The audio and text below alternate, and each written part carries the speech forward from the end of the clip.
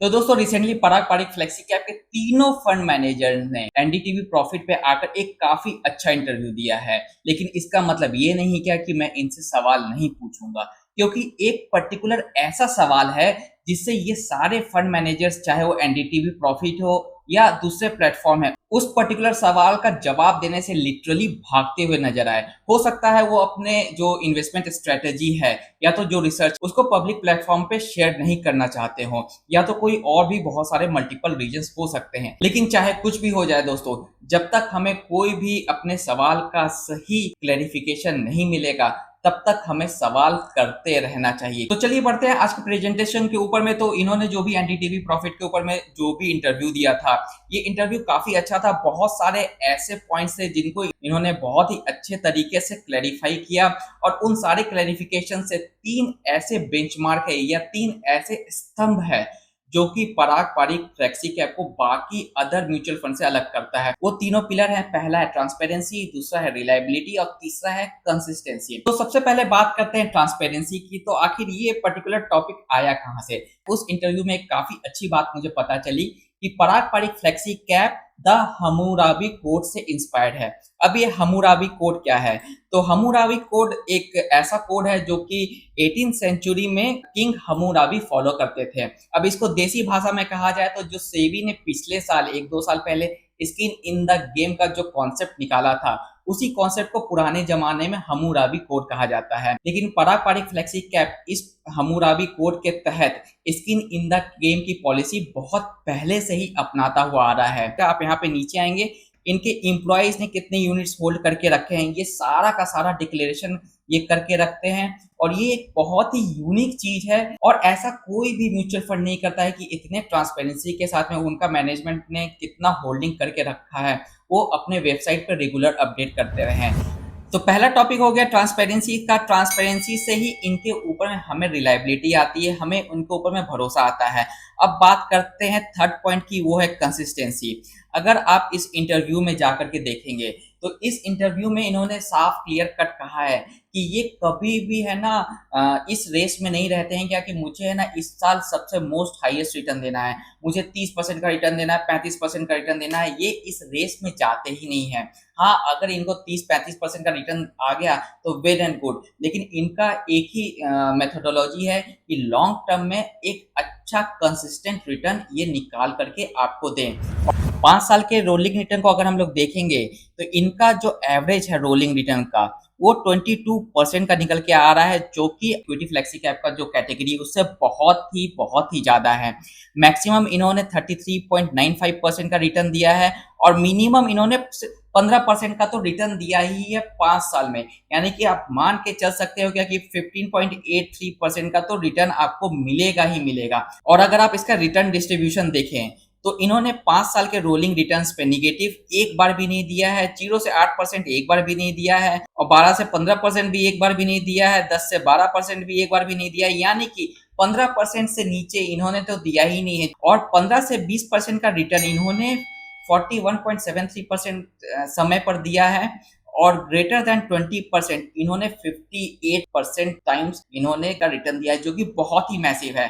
तो एक तरीके से समझ सकते हैं क्या कि इनकी कंसिस्टेंसी बहुत ही ज्यादा है। अब बात करते हैं इनके डाउनसाइड प्रोटेक्शन की। तो 15 क्वार्टर में जब जब निफ्टी ने निगेटिव रिटर्न्स दिया है, अगर उन नेगेटिव रिटर्न्स को हम लोग पराग पारिक फ्लेक्सी कैप के उन्हीं क्वार्टर से कंपेयर करेंगे तो पराग पारिक ने सिर्फ 4 ऐसे समय जहां पे इन्होंने निफ्टी 500 से ज्यादा निगेटिव रिटर्न दिया है, और उसके बाद में 11 समय पे इन्होंने निफ्टी 500 से कम निगेटिव रिटर्न दिया है, और 6 ऐसे ओकेजन्स भी है जिस समय निफ्टी ने निगेटिव रिटर्न दिया है लेकिन पराग पारिक फ्लेक्सी कैप ने पॉजिटिव रिटर्न दिया है। तो इसका जाहिर सा मतलब ये है क्या कि जब भी मार्केट में क्रैश आता है, बहुत ही ज्यादा गिरावट आती है, तो पराग पारिक फ्लेक्सी कैप में उसके कंपैरिजन में कम गिरावट आती है। तो ये तो हो गई मीठी मीठी बातें। अब बात करते हैं थोड़ी सी कड़वी, जो बहुत से इन्वेस्टर्स को बुरी लग सकती है, लेकिन दोस्तों हमें कड़वी बातें भी करनी चाहिए, हमें सवाल भी हमेशा पूछते रहना चाहिए। और इनका सबसे बड़ा जो कंसर्न है रिसेंटली वो है इनका कैश, जो कि एवं 20% है, 20% प्लस है। रिसेंटली तो शायद 22-23% का इनका कैश जा चुका है।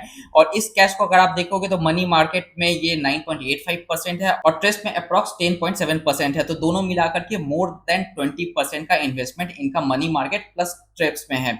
और ट्रेजरी बिल्स को भी अगर हम लोग एक तरीके से मिला ले तो मोर देन 30% का इन्वेस्टमेंट चला जाएगा इनका, जो कि एक बहुत ही ज्यादा कंसर्न है। और यही एक सवाल है कि आपके पास में 20% का कैश क्यों है। इस सवाल का जवाब देने से जो इनके फंड मैनेजर हैं वो भागते हुए नजर आए।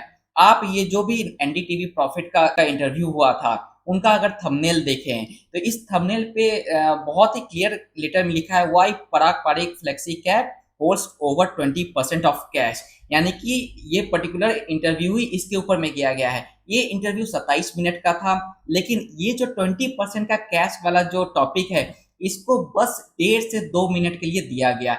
ये जो एलेक्स मैथ्यू है इन्होंने इनसे काफी ज्यादा 2-3 बार इनसे सवाल पूछने की कोशिश की, लेकिन राजीव ठक्कर ने हमेशा कहा कि अभी अपॉर्चुनिटी नहीं है, हमने पास्ट में भी ऐसा कर रखा है, तो हम लोग एक्सपीरियंस है, हम लोग इसे टैकल कर लेंगे। इन्होंने बहुत ही ज्यादा क्लियर कट इसके ऊपर में कोई भी अपना क्लैरिफिकेशन नहीं दिया है। अगेन मैं ये मान सकता हूँ कि हो सकता है कि इनकी स्ट्रेटेजी को ये अपने पब्लिक प्लेटफॉर्म पे नहीं लाना चाहते हो, लेकिन इन्होंने जो भी बातें कही वो भी मुझे कुछ ज्यादा डाइजेस्ट नहीं हुई। वो इसलिए क्योंकि ये है ना, जब भी ये सवाल इनसे पूछा जाता है तो ये 2-3 जवाब देते हैं राजीव ठक्कर कि देखो हमारे पास में है ना फरवरी 2020 में 10 से 12% का कैश था और मार्च में हमारे पास में 1 से 2% का कैश था।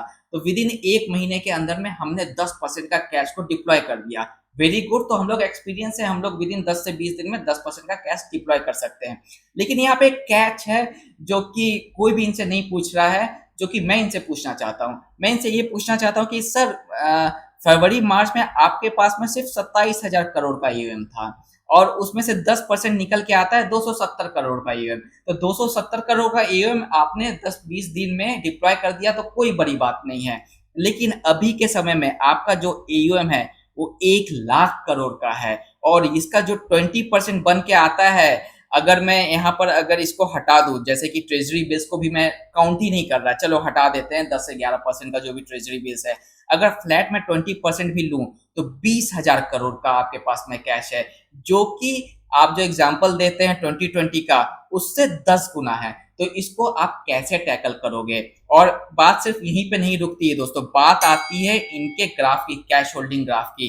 तो आप यहाँ पे देख सकते हैं कि जुलाई अक्टूबर के आसपास में इनका कैश होल्डिंग 5 से 10% था, लेकिन ये कंसिस्टेंटली ये बढ़ता जा रहा है, कंसिस्टेंटली ये बढ़ता जा रहा है, जो कि अलार्मिंग है। लेकिन एक बात ये भी है कि इन्होंने पहले ही कह दिया कि देखो हम लोग कोई फाइट में नहीं है कि हम लोग 30 से 35% का हमें रिटर्न निकालना है, हमें कंसिस्टेंट रहना है। और हमें पता है कि 17 से 18% का जो ये इन्होंने कहा नहीं परसेंटेज, मैं इनके रिटर्न से पता लगा सकता हूँ कि ये 17 से 18%, 19% अगर ये रिटर्न निकाल लेते हैं तो इनके फंड मैनेजर भी काफी खुश हैं, इन्वेस्टर्स भी काफी खुश हैं। ये इससे ज्यादा का रिस्क नहीं लेना चाहते हैं और यही जो कंसिस्टेंसी है इनके साथ में, यही बहुत ही अच्छी बात है इनके लिए।